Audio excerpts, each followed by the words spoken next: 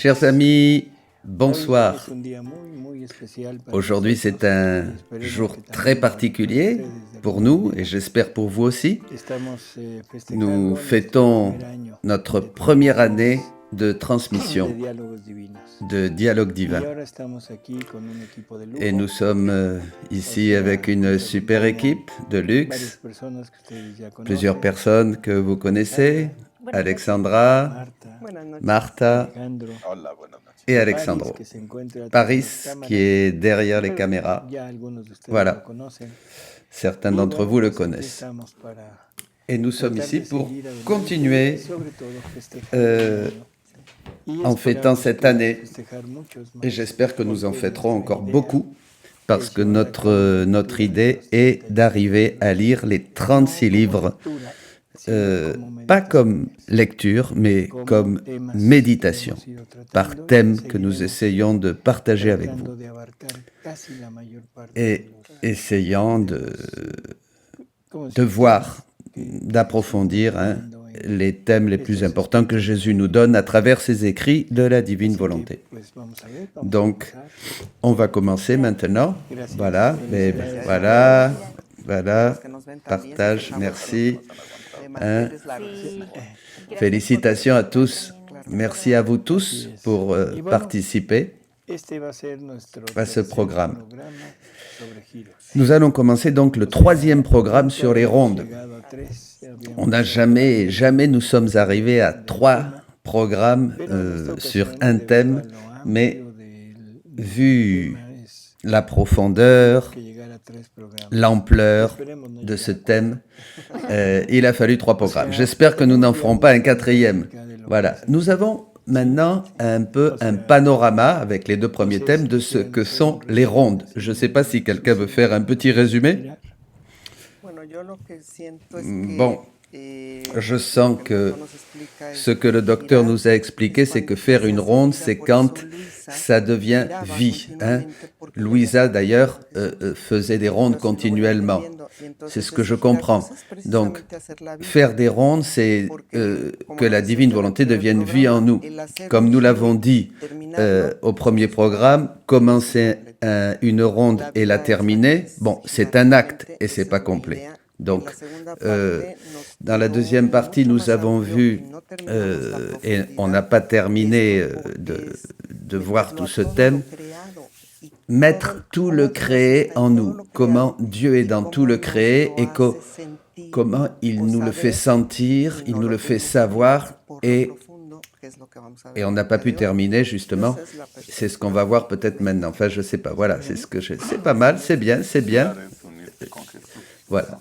Faire des rondes, c'est s'unir avec Jésus, dans ses actes, dans ses œuvres. Encore quelque chose? Ça doit être la vie dans la divine volonté. Il n'y a pas d'autre option. C'est la vie dans la divine volonté. C'est aussi faire, avoir en propre et faire nôtre toutes les œuvres de Dieu. Voilà, prendre possession de ces œuvres pour que quand la vie divine va se développer en nous, cette vie divine peut trouver en nous ses propres œuvres et pas les nôtres. Voilà. Et ça, c'est la vie complète. Il nous reste un point encore à voir aujourd'hui. C'est nous allons incorporer en nous les choses créées. On va incorporer en nous les œuvres de la rédemption, incorporer en nous les œuvres de la sanctification pour avoir tout ce que Dieu fait et l'avoir en nous en propre. Mais comment savoir qu'est-ce que fait le fiat divin dans chaque chose créée? Comment savoir ce que fait le fiat divin, par exemple, dans la mer, dans le ciel, pour avoir non seulement la possession, mais aussi l'action de cette chose créée, mais en nous. Dans le programme passé, nous avons vu comment la propre divinité qui va mettre dans chacun de nos actes la valeur, l'amour et la fonction de chaque chose créée. Dans un clignement des yeux, on peut avoir la valeur du soleil, dans une parole, On peut avoir la valeur de la mer, de la terre, etc., etc. Bon, mais maintenant, nous allons méditer cette lecture pour savoir comment arriver à connaître ce que fait la divinité dans chaque chose créée. On va commencer. Nuestra lectura es la 2019, no es cierto. C'est la lecture chapitre 18 du livre 20, 1er novembre 1926. El título es Lo que hace el Fiat Ce que fait le Fiat suprême dans chaque chose créée et les leçons que cela donne à la créature pour venir régner en elle. Je faisais ma ronde habituelle dans la création afin de pouvoir aimer, glorifier, comme le divin Fiat lui-même aime et glorifie dans toutes les choses créées.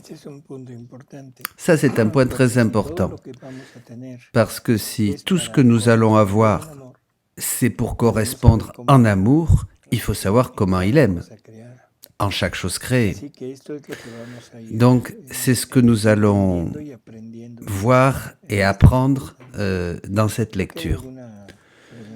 Il y a une question. Bonsoir et bravo. Que la divine volonté vous guide pour nous partager ses enseignements. Merci.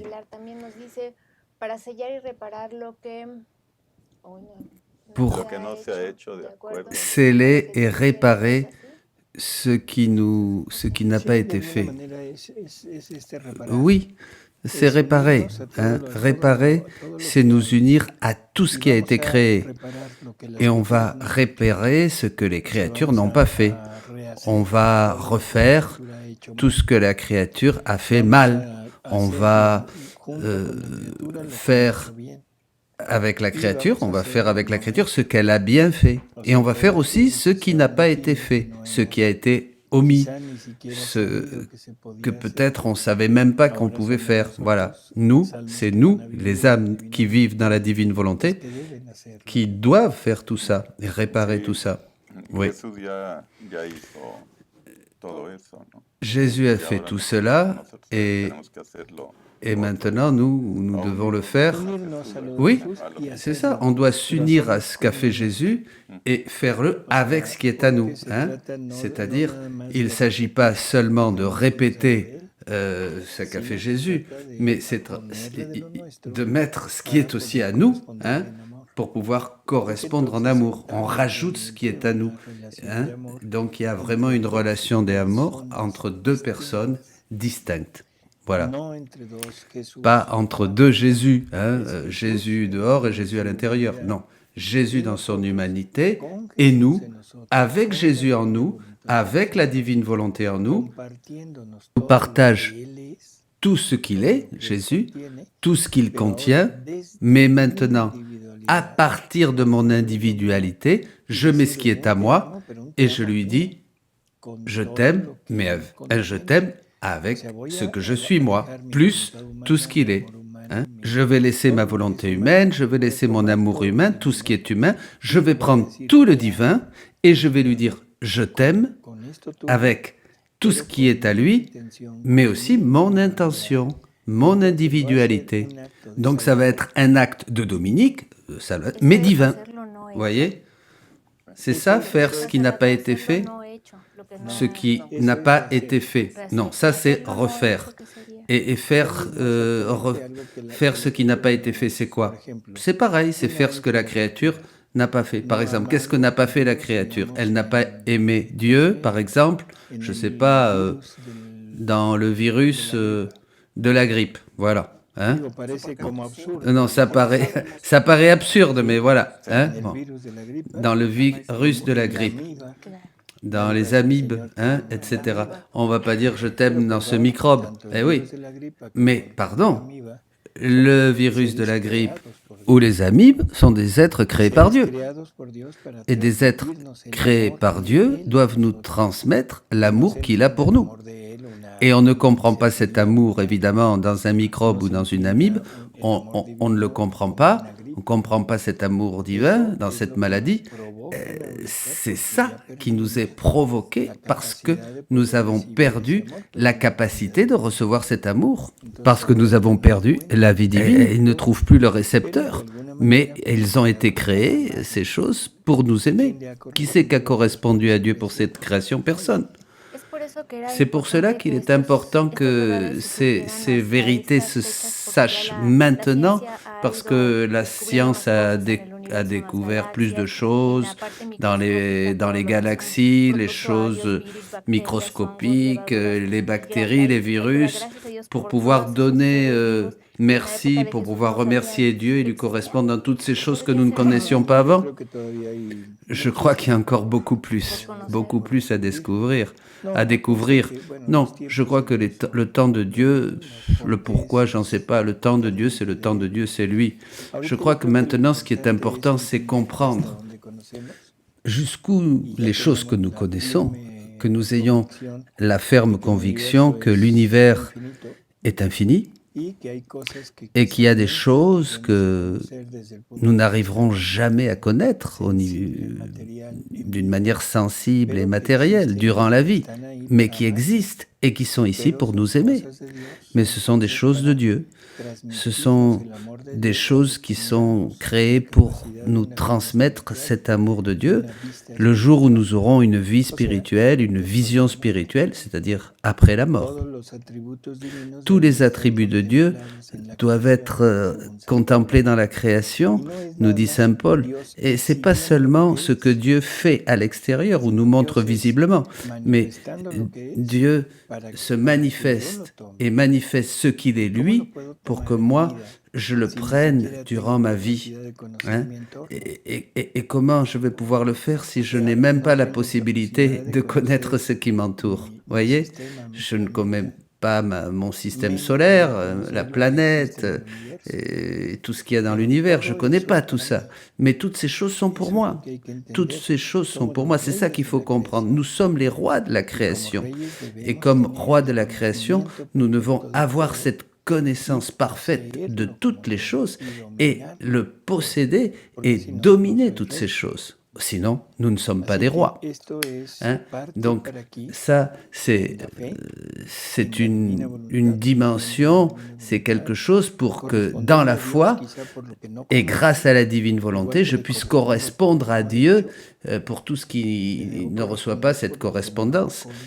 Je dois correspondre aussi pour ce que je ne connais pas, pour les choses que je ne connais pas, afin qu'il y ait des semences qui se forment dans mon intérieur, hein, et c'est ça, je t'aime, ces semences, c'est le je t'aime dans le virus de la grippe, je t'aime dans l'amibe, je t'aime pour que, une fois arrivé de l'autre côté, ce je t'aime, cette semence fleurisse, et alors là, je pourrais vraiment jouir de ce que contenait ce virus, cette grippe, cette amibe, etc.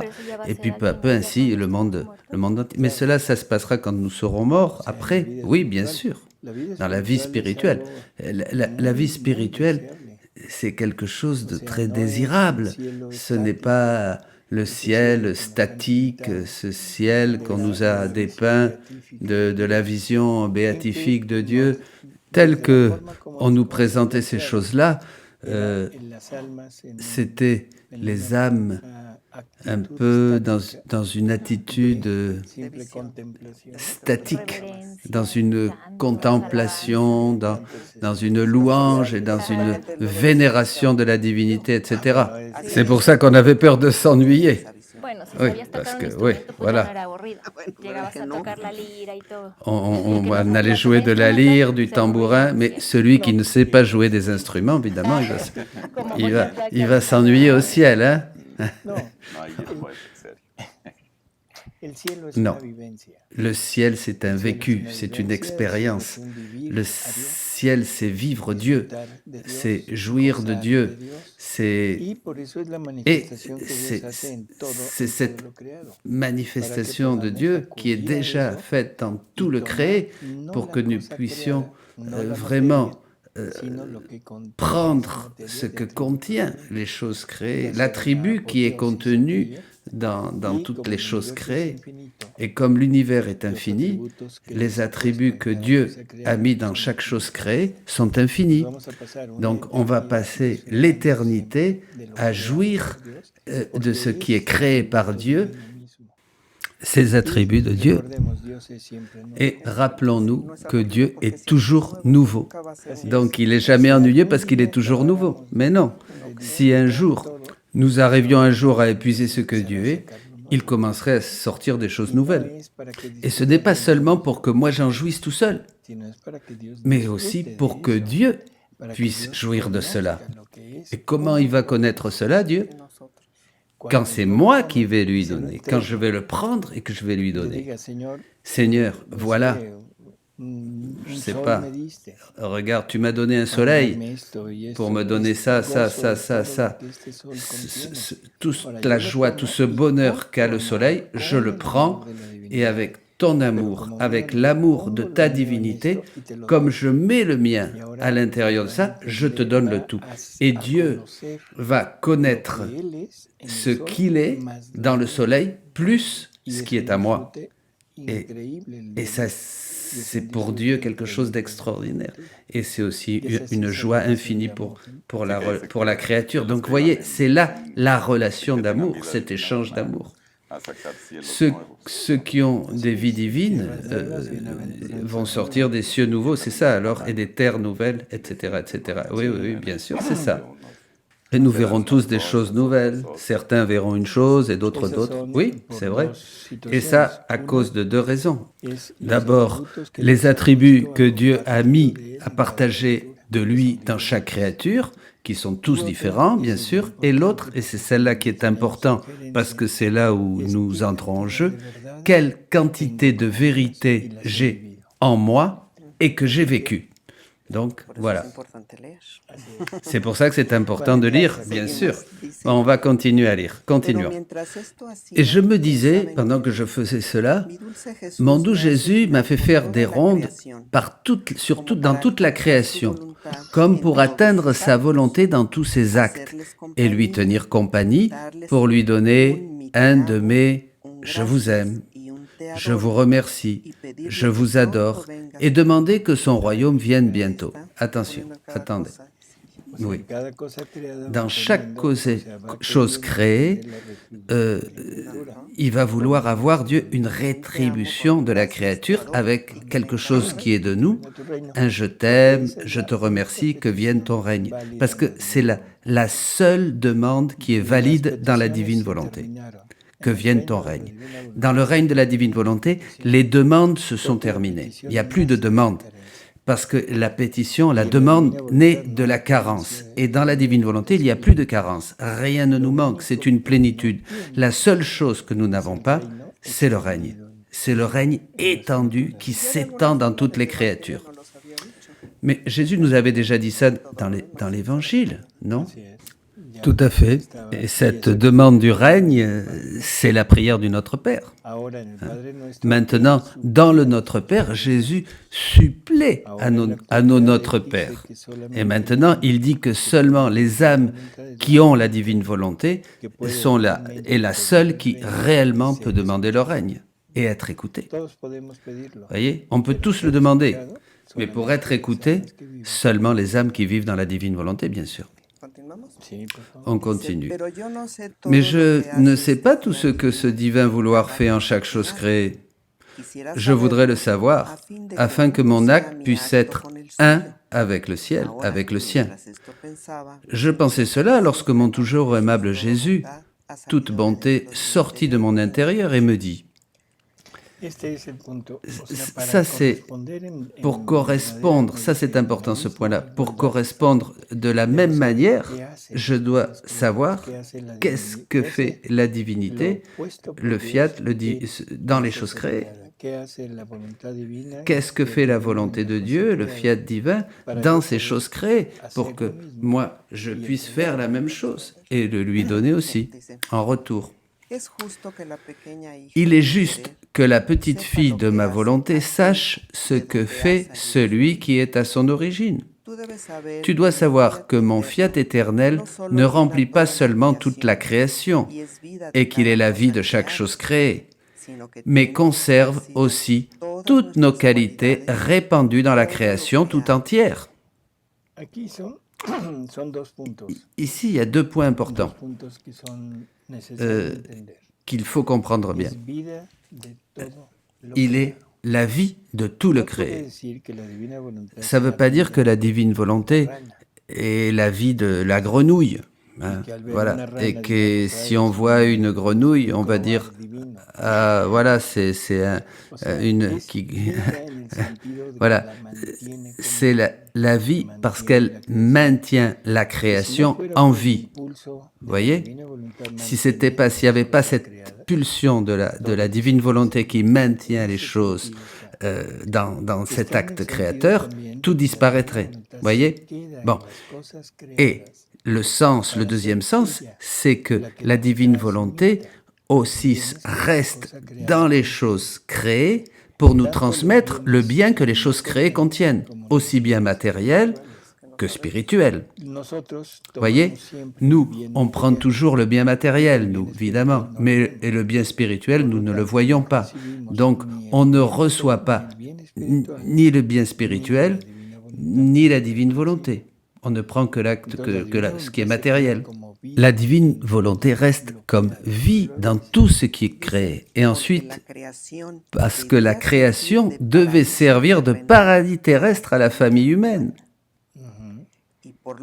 et devait être par conséquent l'écho des béatitudes et des bonheurs du ciel. Ça, c'est encore un point très important et qui va nous servir pour nous confirmer dans cette interprétation que nous avons souvent évoquée. Le paradis terrestre dont parle le livre de la Genèse, ce n'est pas un lieu, c'est l'homme. Ce n'est pas un lieu dans la planète. Tout était un paradis. Ici, c'est écrit aurait dû, mais parce que on parle dans la situation de l'homme déchu. Mais au moment où Dieu a créé l'homme, toute la terre était un paradis terrestre. C'était un paradis terrestre pour toute la famille. Le paradis terrestre était n'importe où, en Amérique, en Europe, en Asie, partout.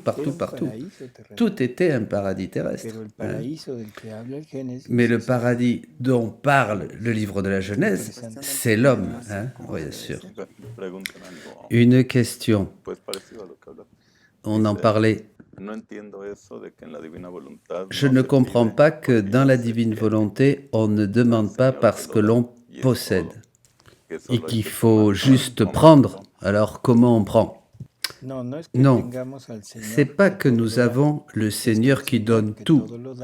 C'est le Seigneur qui donne tout et dans notre âme, dans l'âme qui vit dans la divine volonté.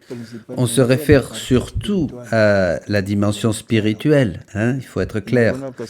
Dans une occasion, Louisa demande à Jésus piété, miséricorde, et Jésus lui dit « Mais quelle piété tu veux que je te donne?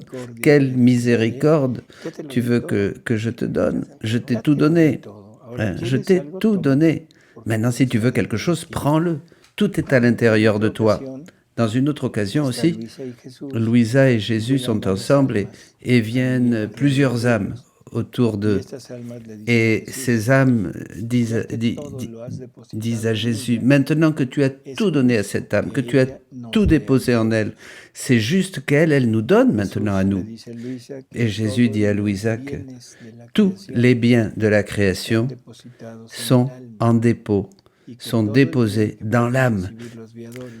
Tous les biens que peuvent recevoir les êtres humains en pèlerinage sortent de l'âme qui vit dans la divine volonté. Enfin, voilà, il y a beaucoup d'endroits où Jésus confirme cela. Confirme qu'en ayant la divine volonté, nous avons tout. Aussi les biens de la rédemption et de la sanctification, bien sûr, aussi. On n'a plus besoin d'aller à des messes de guérison et toutes ces choses-là, oui, bien sûr. Hein, on a tout. Le problème, c'est que d'abord, il faut le croire. Il faut le croire. 2, il faut avoir la simplicité suffisante pour user de ces choses, pour utiliser ces choses, et pas d'une manière personnelle, hein? Jamais personnel. Jésus comme Jésus. Jésus n'a jamais rien fait de personnel, hein? Et il avait tout. Bien sûr, quelquefois, nous confondons que le fait d'avoir tout, cela inclut aussi les choses matérielles. Il faut dire oui et non, oui et non. Oui, dans le sens que toute la création dépend de la divine volonté, bien sûr. Donc, la divine volonté que contient l'âme domine aussi tout le créé, cette même divine volonté. C'est pour ça qu'on peut mettre un je t'aime dans toutes les choses de la création.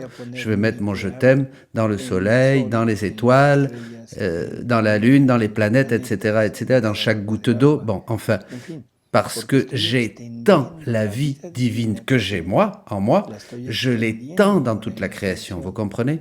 Donc, je contiens, j'ai toute la création, mais pas pour en utiliser de manière personnelle, vous comprenez?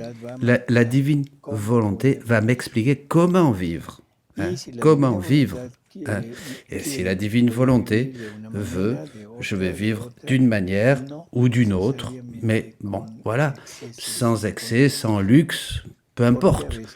Parce qu'on pense souvent que comme on est bien avec Dieu, on va être dans l'opulence économiquement, etc. Non. Le meilleur exemple, c'est Jésus. Hein? Jésus, il a vécu dans la simplicité et la pauvreté.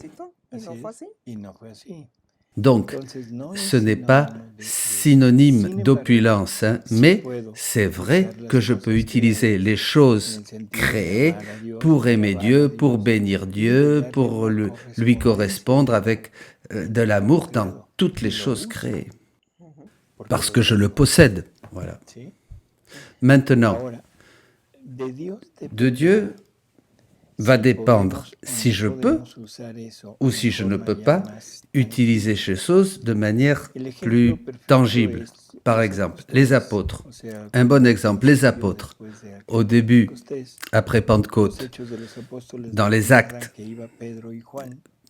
Pierre et Jean sont en route et tout d'un coup, ils rencontrent un pauvre qui demande l'aumône. Ému par l'Esprit Saint, Pierre le regarde et lui dit « Mon frère, je n'ai pas d'argent, or et argent je n'ai pas, mais ce que j'ai je te le donne, lève-toi et va-t'en et marche. » Et il est parti.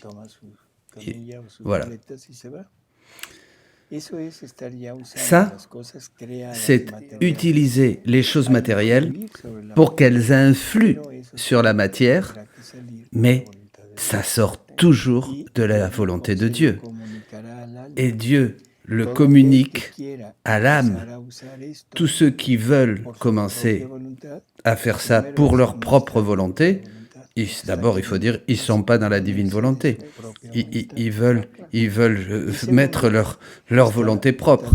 Et ensuite, ils sont complètement dans l'erreur sur ce qu'est la divine volonté et sur ce qu'est la vie dans la divine volonté. Donc, il ne s'agit pas d'une apparence, il ne s'agit pas d'être protagoniste de quelque chose que l'on veut. Non, nous avons tout à l'intérieur. Les choses créées, oui, nous les avons. Les choses spirituelles, oui, nous les avons. Je peux donner de la lumière à toute l'humanité, par exemple. Ça dépend si vraiment les autres la prennent ou ne la prennent pas. Mais je peux le faire. Ceux qui sont bien disposés la recevront. Hein? C'est ce que Jésus me demande de faire avec lui. Voilà. Pour pouvoir l'aider à sauver les âmes. C'est notre travail dans la divine volonté. On va continuer parce que sinon on ne va jamais terminer. Si elle ne contenait pas les joies et les satisfactions de la patrie céleste, comment pourrait-elle former le bonheur de la patrie terrestre? D'autant plus que la volonté étant une, ce qui béatifiait et le ciel et ce qui devait rendre heureuse la terre ne faisait qu'un. Si tu veux savoir ce que ma volonté fait dans les cieux, dans cet azur qui apparaît toujours ferme et étendu par-dessus votre tête, et il n'y a aucun point où il n'est pas possible de voir les cieux, de jour comme de nuit, ils restent toujours à leur place.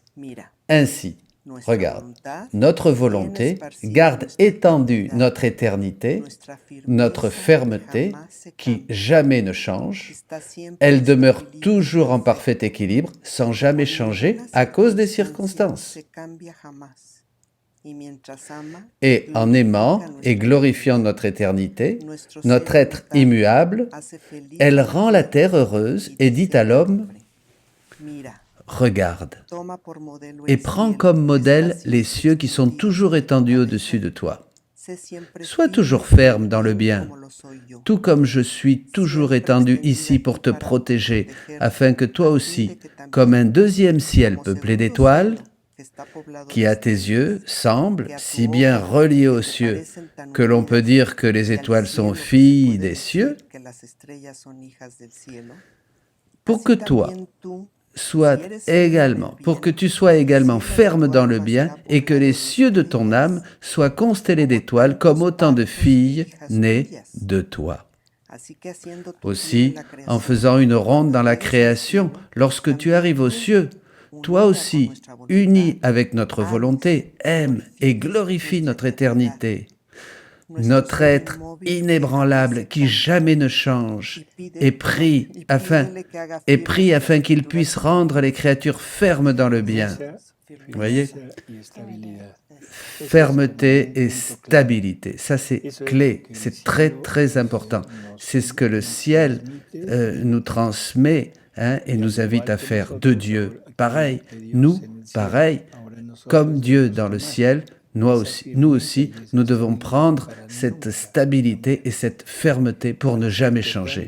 Vous voyez, pour être vraiment immuable dans le bien et vivre toujours immergé dans le bien qui est Dieu et ne pas changer. C'est incroyable, C'est là où vraiment le ciel devient notre propriété et le ciel est en nous. Continuons. Afin qu'elle puisse être le reflet des cieux et jouir du bonheur apporté par un bien continu et jamais interrompu. On voit ce qu'est le ciel ici, tout ce qu'est le ciel. Qui c'est qui nous montre tout ça? La divine volonté même nous parle de ça. C'est elle qui nous enseigne et qui nous montre ces choses. C'est le fiat divin, la divine volonté, que nous allons comprendre ce que sont les choses créées, ce que contiennent les choses créées et comment nous devons les prendre pour les vivre et vivre ses attributs, cette fermeté, son immuabilité. Je vais t'aimer, Seigneur, avec ma fermeté, avec cette immuabilité, je ne vais pas changer. Est-ce que les créatures vont le voir? Est-ce que nous allons le voir? D'une manière spirituelle, nous allons le noter, oui, on va voir, mais surtout on va le voir au niveau spirituel. Cette stabilité. Ce sont les attributs de Dieu qui sont dans la création. On va continuer parce que c'est très intéressant. Allez, Alexandra. Ensuite, poursuivant ta ronde dans l'espace de la création, tu arriveras au soleil. Une sphère qui est plus près de la terre que les cieux, pour apporter aux créatures la source du bonheur terrestre et les images des béatitudes et des saveurs du bonheur de la patrie céleste. Veux-tu savoir ce que ma volonté fait dans le soleil? Elle glorifie notre lumière infinie, nos innombrables saveurs. Elle aime et glorifie l'infinité de notre douceur, les indescriptibles nuances de nos beautés. Et avec sa chaleur, il fait écho à notre immense amour. Oh, comme le soleil chante, nos louanges aiment et glorifient notre être divin. Tout comme notre divinité dévoilée béatifie toute la patrie céleste par des actes toujours nouveau. De la même manière, le soleil, écho fidèle de son Créateur, céleste porteur de la suprême majesté, voilé par sa lumière dans laquelle ma volonté domine et règne, apporte le bonheur terrestre à la terre. Il apporte sa lumière et sa chaleur. Il apporte douceur et saveur presque innombrables aux plantes, aux herbes, aux fruits. Il apporte couleur et fragrance aux fleurs, et tant de différentes nuances de beauté propres à ravir et embellir toute la nature. Oh, combien le soleil, ou plutôt ma volonté dans le soleil, à travers les plantes, les fruits et les fleurs, offre un véritable bonheur terrestre aux générations humaines. Et si elles n'en profitent pas pleinement, c'est parce qu'elles se sont écartées de cette volonté qui règne dans le soleil. Et la volonté humaine, en s'opposant à la divine, brise son bonheur. Et ma volonté voilée dans la lumière du soleil, aimant et chantant les louanges de nos divines qualités, du haut de sa sphère dit à l'homme, « En tout ce que tu fais, sois toujours lumière, tout comme moi, pour que la lumière puisse te convertir entièrement en chaleur et que tu puisses devenir telle une flamme d'amour pour ton Créateur. » C'est un poème, c'est magnifique. C'est la lumière du soleil. La lumière du soleil contient dans chaque rayon tous les attributs du soleil. La vie, la douceur, la saveur, etc., etc. Tout ce que Dieu communique de lui aux choses créées. Bon, donc nous devons comprendre que tout le créé contient, comment dire, une image, une particularité de Dieu pour que nous puissions en jouir. Par exemple, une orange, la saveur d'une orange. Quel goût ça a? Le goût d'une orange, oui. Mais cette saveur de l'orange, d'où elle vient? Du soleil, oui. Et le soleil contient ce que Dieu a mis en lui. Donc, la saveur de l'orange, d'une pomme, d'une poire, c'est un marché de fruits. Les parfums, etc., etc. Tout est une communication de Dieu que Dieu fait de lui-même à travers le soleil. Par exemple, si nous goûtons une bonne tasse de café, est-ce qu'on goûte Dieu? Oui, bien sûr. On goûte cette saveur du café qui est quelque chose qui sort de lui. Tout est de lui. Tout est de lui. Maintenant, qu'est-ce que je vais faire avec tout ça? Je vais le prendre, je vais le goûter, en profiter, savourer, voilà, savourer l'orange, le café, et à travers cela, je vais rétribuer Dieu en amour, je vais correspondre, je vais mettre tout mon amour, toute ma douceur, toute cette douceur de l'orange qui est en moi, je vais la mettre dans la divine volonté et elle va se transformer en lumière. Chaque acte que nous faisons dans la divine volonté, n'oublions pas que c'est une vie divine. Donc c'est une vie divine que je vais communiquer et donner à Dieu et qui est sortie de cette saveur qu'il a mis dans cette orange. Vous comprenez?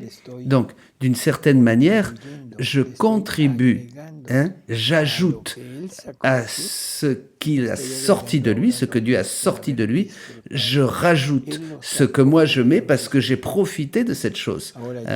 Voilà, j'en profite, je jouis de cette chose et je lui rends pour que cela soit complet. Rappelez-vous que l'acte total de l'amour, c'est recevoir et donner. L'amour est complet quand il y a les allers et retours.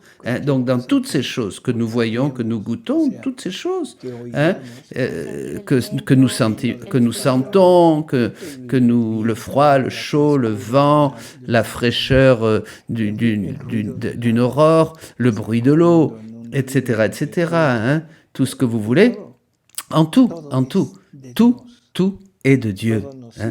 Donc, tout nous sert pour aimer, pour bénir, pour louer Dieu. Vous comprenez?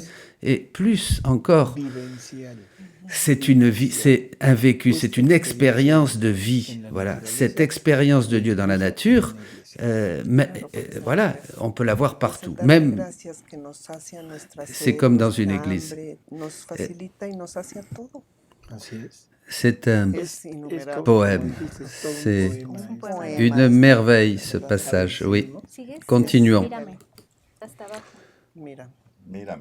Regarde-moi. En étant toujours lumière et chaleur, je possède la douceur, si bien que je la communique aux plantes et des plantes à toi. Attention, vous voyez la relation, je communique aux plantes et des plantes à toi. Hein? Pourquoi moi? Parce que je puisse en jouir, que je puisse la découvrir, la connaître et le rendre à Dieu comme quelque chose dont j'ai joui. Hein? Quelque chose que lui n'a pas joui, puisque c'est de moi que ça part. Si bien que je la connais. Toi aussi, en étant toujours lumière et chaleur, tu posséderas la douceur divine. Tu n'auras plus d'amertume ni de colère dans le cœur. Tu posséderas les saveurs et les différentes nuances de beauté de l'être suprême. Tu seras un soleil comme moi. De plus, puisque Dieu m'a fait pour toi et que tu as été faite pour lui, il est par conséquent juste que tu sois plus soleil que moi. Vois, ma fille, combien de choses tu dois faire unies à ma volonté dans cette sphère du soleil. Tu dois chanter les louanges, l'amour et la gloire de notre lumière, de notre amour, de notre infinie douceur, de nos innombrables saveurs et de notre incompréhensible beauté.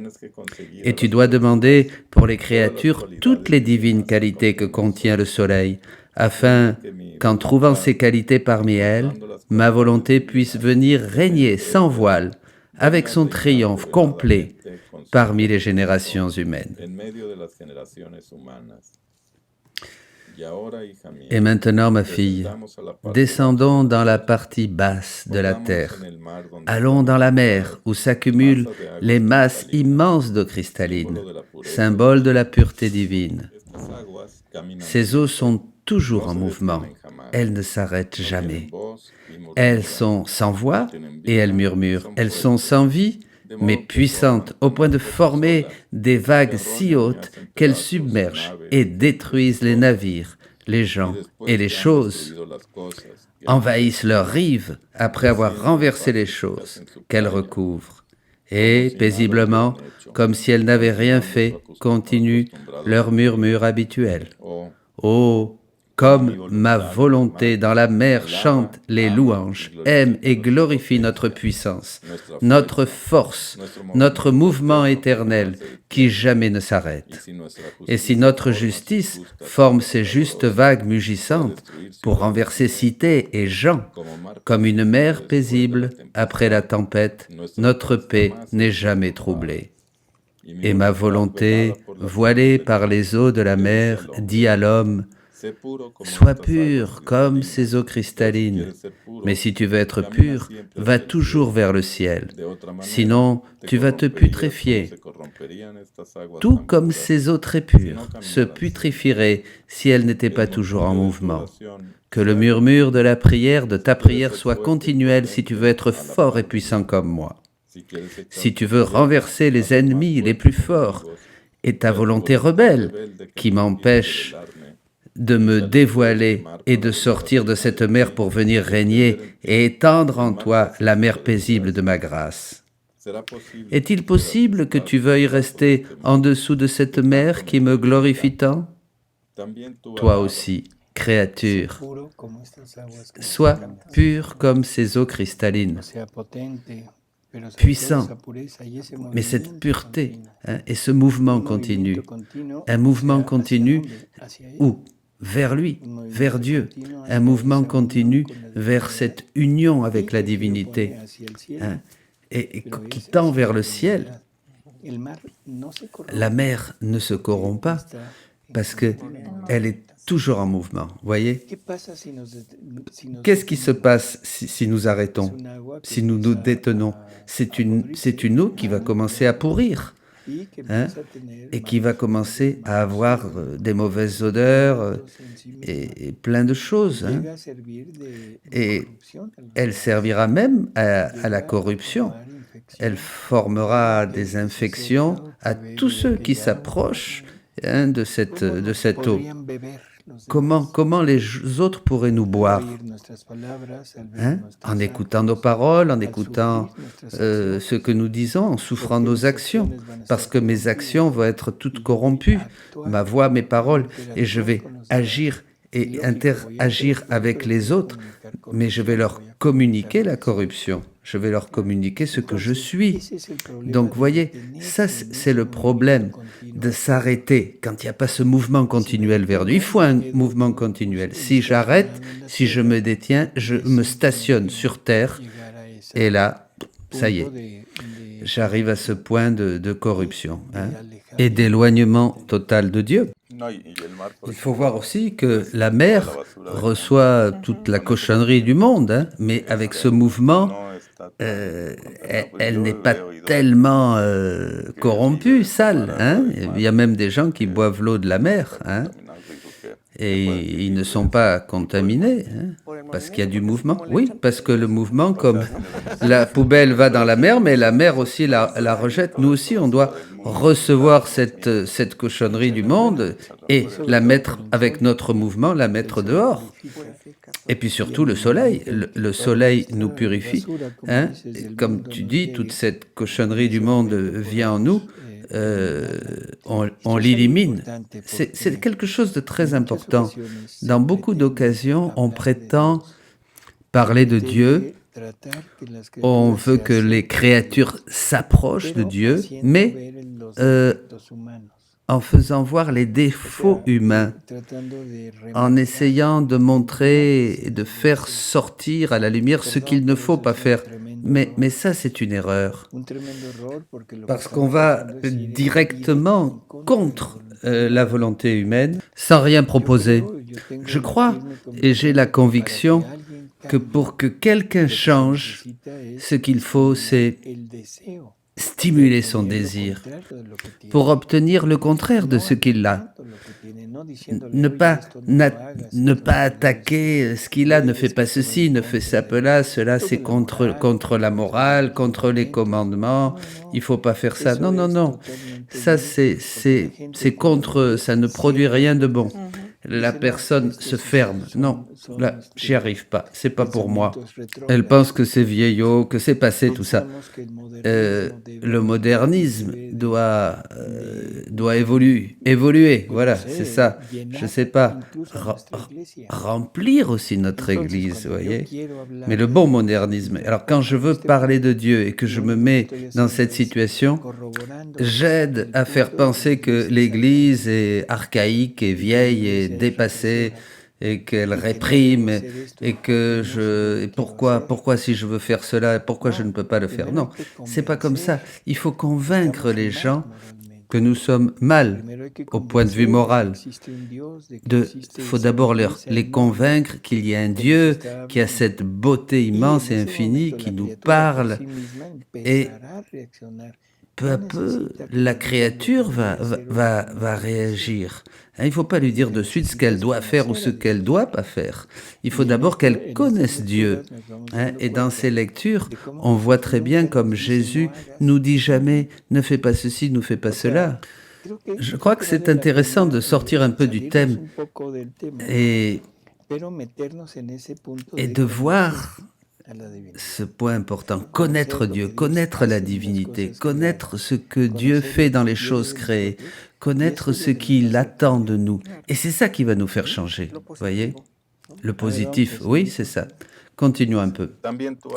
Toi aussi, créature, chante les louanges, aime et glorifie notre pureté, notre puissance, notre force et notre justice, en restant unis à ma volonté qui t'attend dans la mer comme sa propre fille, ainsi que notre mouvement éternel envers les créatures pour leur bien, et que le murmure continu de notre amour à travers les choses créées qui, en murmurant son amour, veut le retour du murmure d'amour continu des créatures.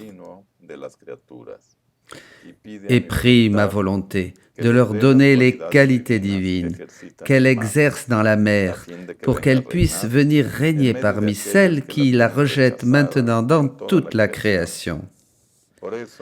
Si tu veux savoir ce que ma volonté fait dans toute la création, parcours-la. Et mon fiat, trouvant sa fille dans toutes les choses créées, se dévoilera et te dira ce qu'il fait pour la divine majesté. Ainsi, fais tes rondes dans les choses créées, fais tes rondes. C'est ici que mon fiat va te révéler ce qu'il fait. Voyez, une fois que nous serons dans ces rondes continuelles, dans ce mouvement continuel de vie dans la divine volonté, on n'aura plus besoin que quelqu'un me dise qu'est-ce que fait la divine volonté. C'est elle qui va me révéler ce qu'elle fait.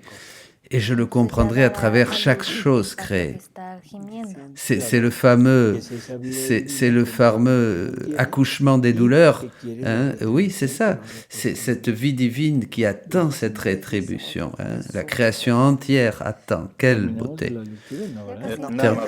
Ben, ça y est, c'est presque terminé. Il manque juste... elle te dira ce qu'il fait, il te dira ce qu'il fait pour la divine majesté, ainsi que l'appel et les leçons qu'il veut donner aux créatures. Nous allons promouvoir beaucoup d'accouchements. Nous allons promouvoir surtout la correspondance. Nous allons être promoteurs de ce que Dieu fait et le donner, et le montrer aux autres. Nous allons être promoteurs de grandes conversions. Quand tu te transformes en lumière et que tu donnes lumière à tout le monde, quelqu'un, comment on pourrait dire, quelqu'un permettra que cette lumière motive chez les autres un changement. Voilà, nous collaborons avec cela.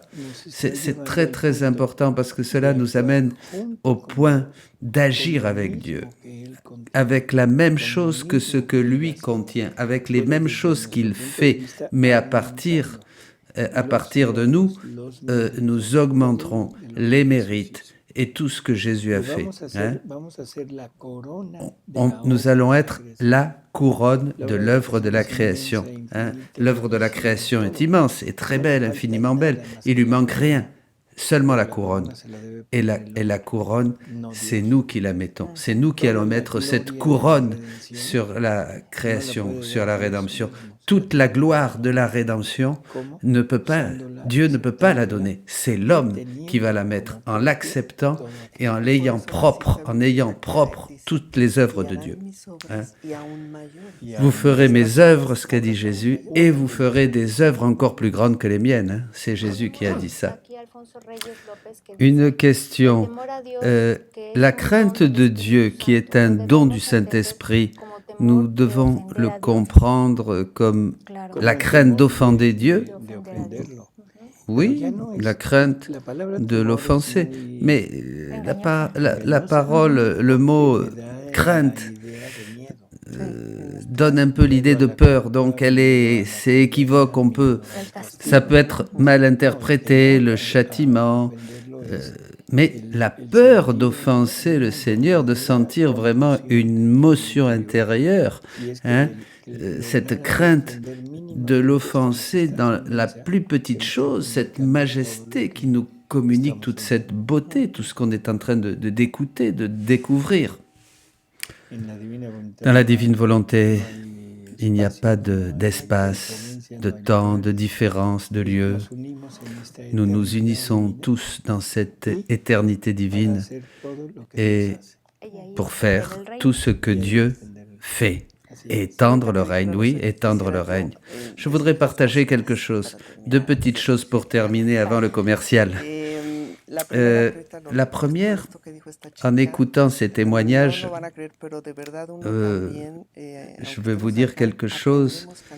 On apprend, même nous ici, on apprend beaucoup de ceux qui viennent, de ceux qui commencent. Une personne nouvelle est arrivée, une jeune, elle ne savait pas comment faire, et une autre lui a dit, chaque respiration de cette journée, offre à Dieu ta volonté. Comme ce sont des actes involontaires, Jésus va le prendre, Dieu va le recevoir. C'est un exemple très simple que je vous recommande parce que Jésus prend ce que nous lui donnons, hein, et c'est quelque chose de simple que nous tous nous pouvons faire. Et l'autre point que je voulais vous partager, je voudrais le lire pour ne changer aucune parole, aucun mot de Jésus. Le 8 mars 1914, Jésus dit, c'est une lecture un peu longue, donc juste 2 points. Un seul instant dans ma volonté vaut plus que tout ce que tu pourrais faire de bien durant toute ta vie. Ça, c'est énorme, c'est immense. Et à un autre endroit, il dit, il suffit d'un moment de travail de ma volonté pour dépasser toutes les œuvres de toutes les créatures passées, présentes et futures. Pardon pour la traduction directe. Et à la fin, il n'y a aucune beauté qui peut l'égaler. Voilà. Je voulais vous partager ça et lire ça. Bon, mes amis, c'est notre contribution pour comprendre un peu plus comment vamos à faire nos rondes, qu'est-ce qu'on va trouver, pourquoi nous devons faire les rondes, qu'est-ce que nous allons y découvrir, et tout ça pour découvrir l'amour immense que Dieu nous donne et la grandeur d'un acte dans la divine volonté. Nous avons terminé ce thème des rondes et de temps en temps, nous y reviendrons. Mais surtout, ayons la ferme conviction que c'est la même divine volonté qui va nous guider, nous faire avancer et nous faire comprendre, connaître et pratiquer ce qu'elle faisait dans les choses créées. Un commercial très important. Ouais, voilà, c'est celle qui nous...